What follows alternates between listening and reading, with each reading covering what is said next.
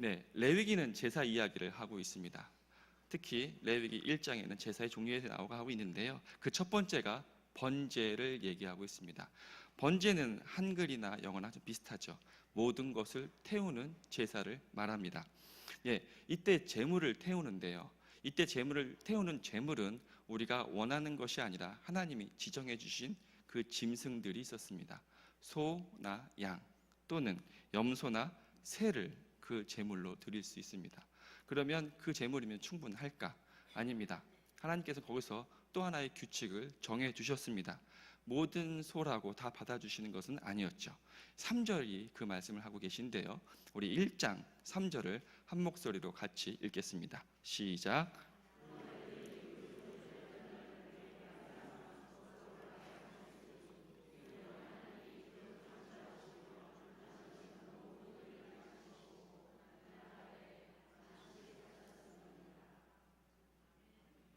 제가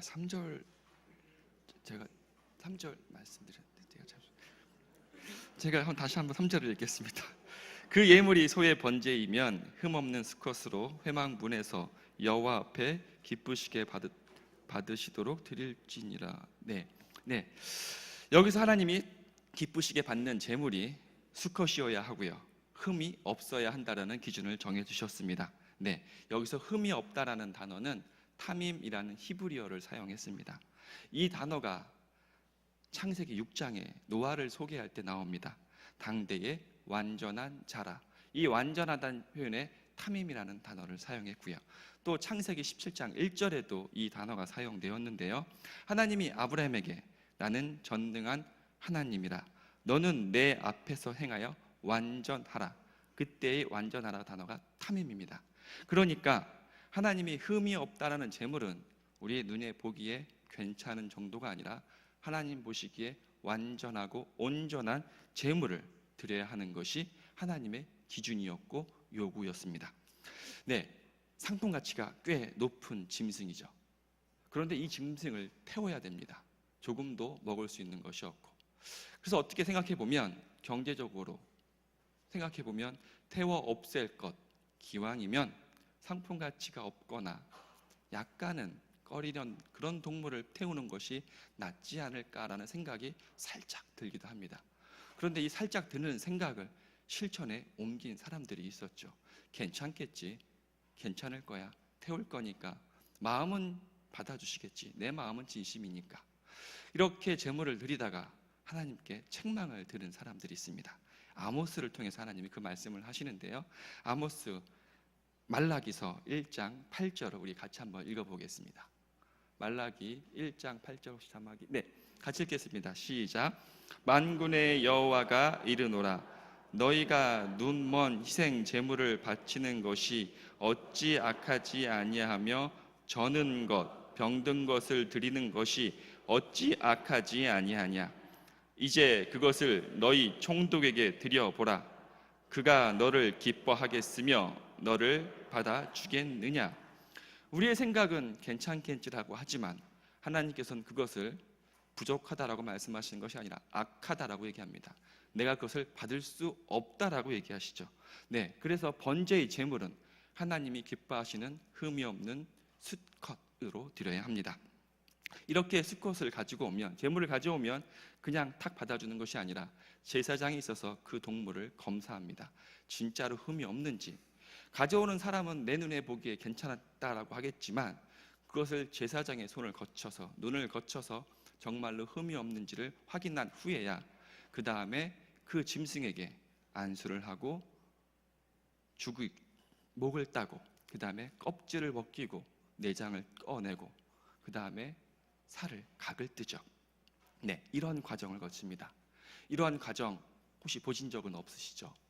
이렇게는 아니지만 제가 마장동에서 잠깐 며칠 동안 일을 한 적이 있었어요. 마장동 도축장에서. 실제로 도축을 하는 건 아니고 도축을 한 상태의 고기를 가지고 옵니다. 그러면 거기서 부위별로 다시 이제 각을 뜨거든요. 제가 하는 일은 무엇이었냐면, 제가 하는 가게에서는 그 기름을 버리잖아요. 기름을 버려요. 그러면 저희가 일하는 가게에서는 그 버린 기름을 수거해 와요. 이렇게.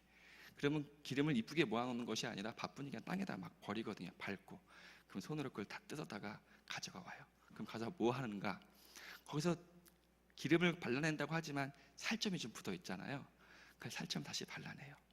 살점을 발라내고 기름은 기름대로 또 팔고, 이런 일을 하는 가게가 있었는데 거기서 잠깐 일을 했습니다. 그 아저씨들이 되게 험해요. 칼을 들고 있잖아요. 조금 늦게 가면 칼 들다가 왜 이제 오냐고 막 너무 무서웠어요. 다시 안 하고 싶을 정도로. 그나마 그 건강한 소를 잡을 때는 괜찮습니다. 그런데 그 1층에 있는 가게가 아니라 지하에 있는 가게들이 있어요. 뭐냐면 병든 소, 물 먹인 소를 잡는 곳이에요. 거기 들어가면 구역질이 나와요. 얼마나 냄새가 역한지 모르겠습니다. 거기서 가면 또 고개를 숙여서 그 기름등이를 갈고 오죠. 저는 그나마 피를 뺀 곳이었습니다. 내장을 뺀 곳이었는데 이렇게 험한데 실제로 가죽을 벗기고 피가 흐르고 내장을 뜯어내야 하는, 게다가 살을 각을 떠야 하는 그 현장이 쉽지는 않습니다. 네. 그러면 그 번제를 드리는 짐승을 가져와서 각을 뜨고 제물을 바치는 그 모든 과정 가운데 어떤 게 제일 힘들까요? 아까 제가 말씀드렸던 각을 뜨는 과정, 껍질을 벗기는 과정. 예전에는 헌금을 드릴 때 새돈을 모아서 헌금을 드렸던 분이 계세요. 새돈이 없으면 다림질을 하셨다라고 해요. 제가 어릴 때 어머니 이렇게 문갑에 열어보면 봉투가 있는데 새돈이 이렇게 있더라고요. 그래서 이거 뭐 하실 거예요? 물어보니까 헌금 드릴 거라고. 그러니까 은행에서 찾아다가 헌금을 새 거를 탁 놓고 주일 때마다 그걸 빼서 헌금을 그냥 지갑에서 탁 꺼내서 갖고 오는 게 아니라 옛날 분들은, 믿음의 분들은 헌금 드릴 걸 따로 했다가 그걸 갖고 오셔서 헌금을 드렸어요. 네, 이스라엘 사람들 번제 제물을 드려야 한다고 했습니다. 그냥 제물을 드린 것이 아니라 흠이 없는 완전한 짐승을 드려야 되죠. 그러려면 그들을 따로 관리해야 돼요. 이렇게 보다가 얘 흠이 없네, 너 번제 제물로, 이럴 수가 없거든요. 동물들 중에, 짐승들 중에 흠이 없는 것을 따로 모아 관리해요, 이들을. 그래서 흠이 없으면 빼내고, 흠이 있으면 빼내고, 흠이 없는 것을 구별해서 키우겠죠. 그러면 그들을 어떻게 키우겠어요? 다른 음식으로, 다른 관심과 정성을 들이고 키웁니다. 흠이 있으면 큰일 나니까.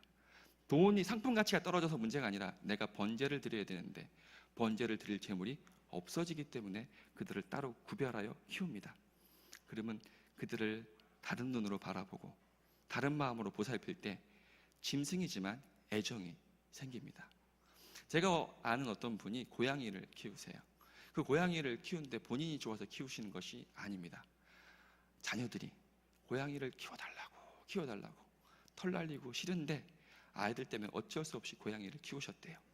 근데 고양이를 키우다 보니까 정이 들더래요.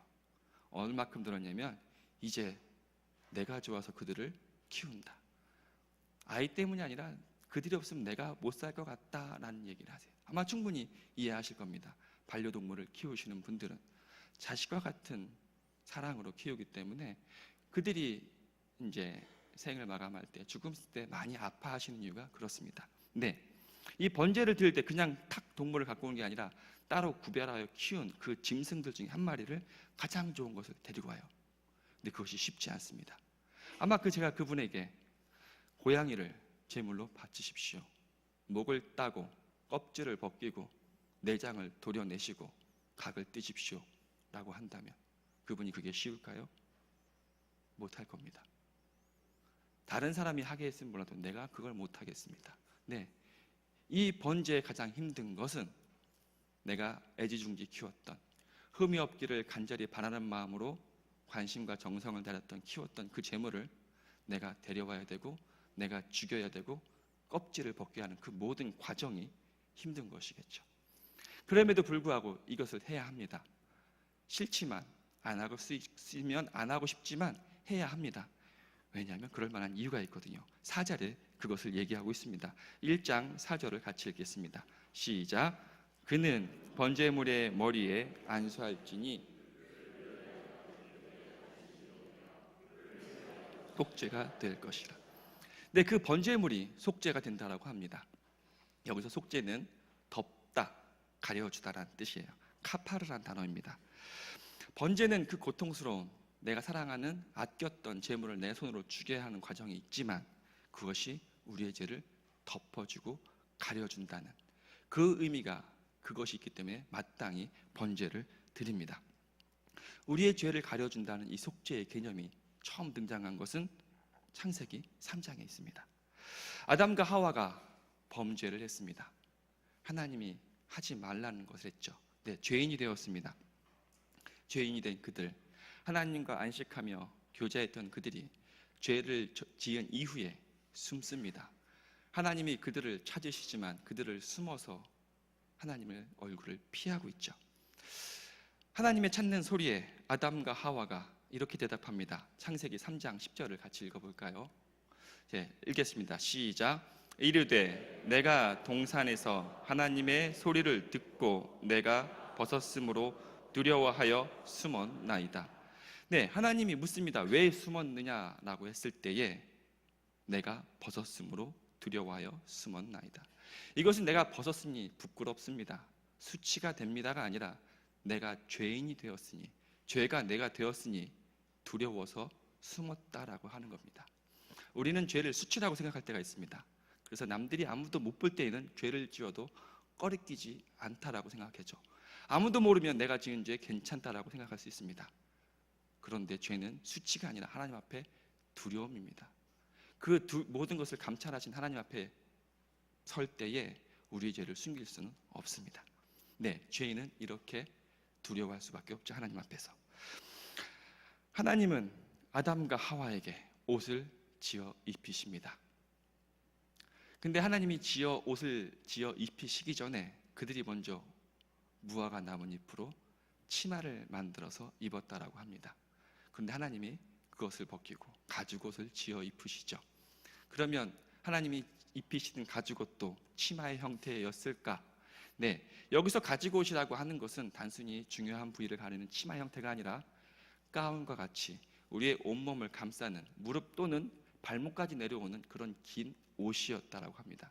즉 다시 말하면 어떠한 일정 부분을 가려주는 것이 아니라 우리의 모든 죄를 가려주었다. 아담과 하와는 기껏해야 자기의 중요 부위를, 그것도 무화과 나뭇잎으로 가렸지만 하나님은 동물의 피를 흘리심으로 우리의 모든 죄를 덮어 주신 것입니다. 자, 여기서 또 아까 그 카파르란 단어를 아까 제가 사용했다고 했죠. 덮어주다, 속죄의 개념. 이것이 또 직접적으로 사용된 때가 있는데요. 노아 방주의 때 창세기 6장에 나옵니다. 노아 방주를 뭘로 만들었는가 하면 코페르 나무라고 합니다. 그리고 코페르 나무에 역청을 발랐다고 하죠. 네, 이 역청도 코페르입니다. 즉 코페르는 카페르란 단어에서 파생되어 나온 건데 물이 스며들지 못하게 막아주는 거. 그러니까 이 속죄는 우리의 죄가 하나님께 드러나지 않도록 철저하게 가려준 그 의미가 있습니다. 네, 우리가 번제를 드릴 때 우리 죄가 사라지지 않습니다. 없어지지 않죠. 그러나 그 번제물은 우리의 죄를 가려줍니다. 거룩하신 하나님 앞에 우리의 죄를 가려줌으로 말미암아 우리가 하나님 앞에 나아갈 수 있게 하는 것, 그 의미가 있는 것이죠. 비록 번제가 우리의 아끼는 제물을 희생해야 하지만 그로 말미암아 우리가 하나님 앞에 나아갈 수 있다는 것, 네, 축복이죠. 하나님은 이 제물을 기쁘게 받으시고 동물의 가죽과 뼈를 제외한 모든 것을 태우는 이 제사를 향기롭다라고 표현하십니다. 향기로운 냄새라고 말씀하시는데요. 9절을 같이 한번 읽어보겠습니다. 시작. 그 내장과 정강이를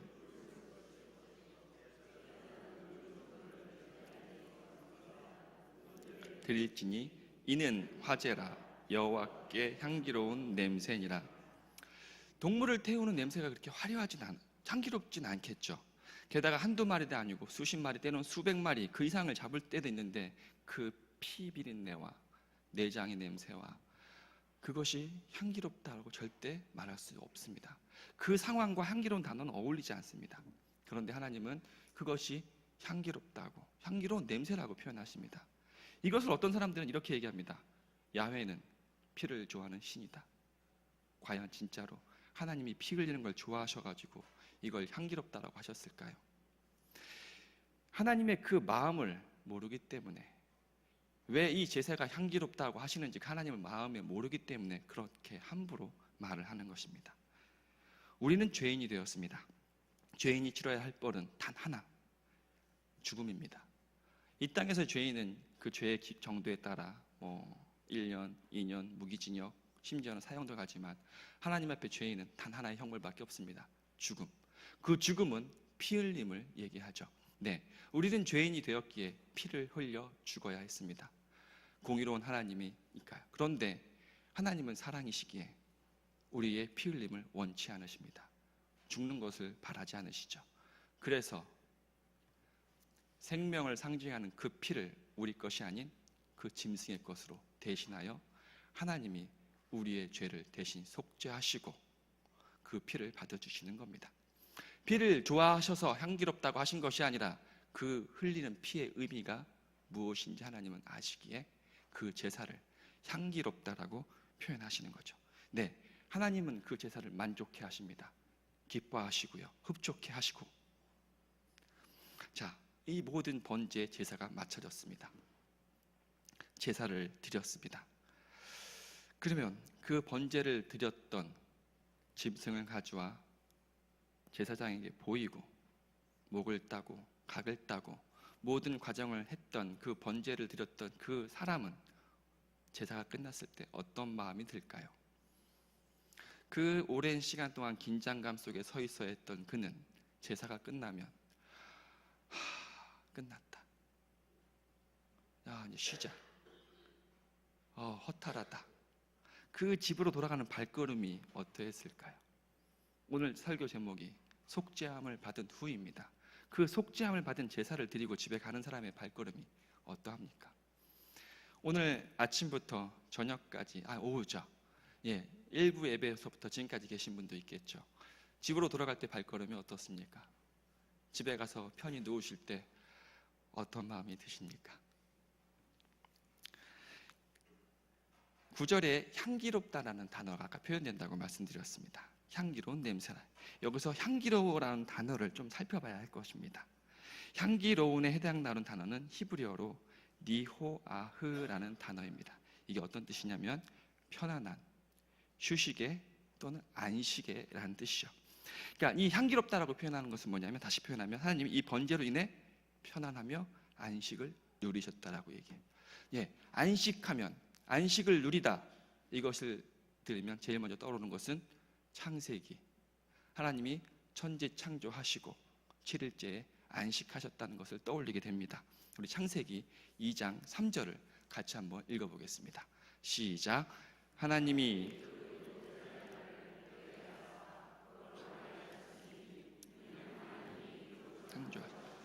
만드시던 모든 일을 마치시고 그 날에 안식하셨습니다. 네, 하나님은 창조 사역을 모두 마치시고 안식하셨습니다. 너무 힘들어서, 너무 지쳐서 이제 내가 쉬어야겠다, 그 쉼이 아니라는 건 다 알고 계시겠죠. 만든 모든 것을 누리시며 그 피조물들과 함께 안식하신 겁니다. 그 피조물엔 당연히 아담과 하와가 포함된 것이고요. 네, 하나님은 이 안식에 그 제물을 드린 그 당사자와 함께 안식을 누리기를 원하셨던 겁니다. 어떤 주인이 잔치를 배설합니다. 지인들을 초청하고 온 가족을 불러 모아 잔치를 배설합니다. 맛있는 음식이 있을 것이고 즐거운 노래소리가 울려 퍼질 것입니다. 그러면 그걸 다 누가 준비하나요? 종이 합니다. 종은 모든 음식을 준비합니다. 떨어지지 않기를, 음식이 맛이 있기를, 포도주가 끊어지면 안 되기를 늘 주인의 표정을 살피고 주인이 언짢아하지 않을까 전전긍긍하며 긴장하며 그 잔치를 준비하겠죠. 주인은 그 잔치에 풍성함으로 인해 기뻐하고 안식하고 즐거워하겠지만 종은 어떨까요? 즐길 수 없습니다. 긴장 속에서 살고 있죠. 주인이 모든 잔치를 마치고 흡족한 마음으로 잠자리에 들었을 때야 종은 이제 끝났다라고 얘기하죠. 그러면 그 주인의 자녀들은 어떨까요? 종과 다르겠죠. 충분히 누립니다. 그 주인과 그 아들들은 함께 그 잔치를 즐기고 누리고 안식하죠. 네, 바울이 로마서 8장 15절에서 이렇게 얘기하고 있습니다. 무서워하는 종의 영을 받지 아니하고 양자의 영을 받았다. 우리는 종이 아닙니다. 우리는 하나님이 기뻐하시는 제사를 위해 전전긍긍하며 긴장하며 두려움 속에서 모든 것을 준비하는 종이 아니라 양자의 영을 받았습니다. 하나님이 흡족해 하시는 그 제사를 함께 누리며 안식할 수 있는 자녀로 부름을 받은 거죠. 그렇다면 9절에 나오는 향기롭다라고 하는 건 하나님만이 누리시는 향기로움이 아니라 우리에게도 주어주시는 그 향기로움이고 안식입니다. 번제는 하나님의 진노를, 화가 잔뜩 나 있는 하나님을 위로하고 달래는 제사라고 생각하는 사람이 있을 수 있습니다. 달래야지, 두려우니까, 무서우니까 살려면 어떻게 해서라도 하나님의 진노를 풀어드려야지, 그리고 그걸로 끝났으면 다 됐다, 그런 제사가 아닙니다. 번제는 하나님과 함께 안식하기 위한 제사입니다. 번제의 제물은 우리의 죄를 감추기 때문에 하나님 앞에 나아갈 수 있고 하나님께 안식할 수 있는 복된 제사인 것이죠. 네, 그래서 하나님이 우리에게 번제를 드리라고 말씀하신 것, 우리가 죄인이니 너희 고생 좀 해라, 너희가 나의 마음을 아프게 했으니 너희가 좀 힘들어야겠다라고 하는 것이 아니라 창세기에 누렸던 그 안식이 아담과 하와의 죄짐으로 말미암아 깨진 그 안식을 다시 번제로 통하여 회복하기를, 그 안식에 우리를 초청하기 위한 것이죠. 그 당시에 그 제사가 그랬다면 우리의 예배도 그러겠습니다. 게다가 우리는 이제 번제물을 잡을 필요가 없습니다. 하나님께서 우리에게 더 큰 안식과 기쁨을 주시려고 하나님이 친히 아끼고 사랑하신 독생자를 내어주셨습니다. 그 독생자의 피 흘림이 우리의 모든 죄를 가려주고 덮어주게 했으며, 더 나아가 우리와 하나님이 다시 평화를, 화평을 누리게 하신 거죠. 만약에 속죄함으로 끝났다라고 한다면 번제의 의미를, 예배를 잘 모르는 것입니다. 예배 드렸으니 다 끝났다, 이제 내 일상의 삶은 내가 알아서 주일만 안식하는 것, 주일만 하나님께 나아가, 안 나오면 혼날 것 같으니까, 안 나오면 어떠한 재앙이 내릴지 모르니까 두려워서 마지못해 앉아 참석하다 돌아가는 것, 그것은 아닙니다. 하나님께서는 안식하기 원하십니다. 하나님은 우리와 화평하기 원하십니다. 그러기 위하여 그 길을 그리스도로 말미암아 내어주신 것이죠. 길을 내어주셨는데 가야 하는 것은 마땅합니다. 길이 났는데, 막힌 담이 무너졌는데 넘어가야 하는 것은 당연하죠. 가지 않는다면, 이 정도로 만족합니다라고 한다면 하나님의 그 깊은 뜻을 모릅니다.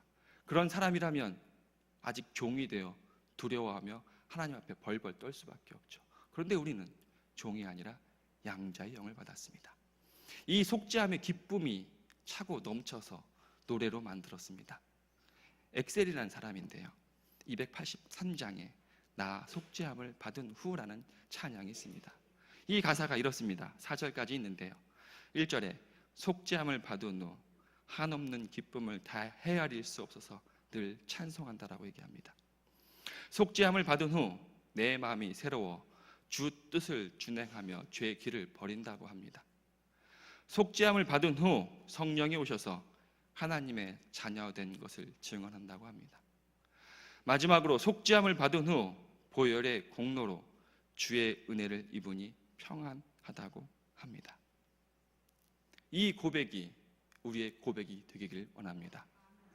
이 사람이 누렸던 이 축복이 우리에게도 임하기를 원합니다.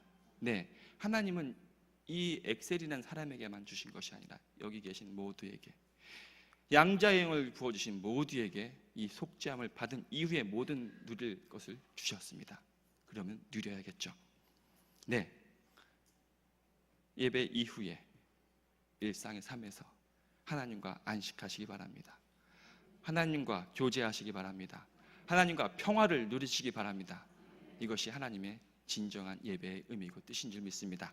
여기 계신 우리 하나님의 양자의 영을 받은 우리 모든 성도님들, 삶 속에서 하나님과 안식하며 하나님의 은혜와 평강을 누리시기를 주님의 이름으로 축원합니다.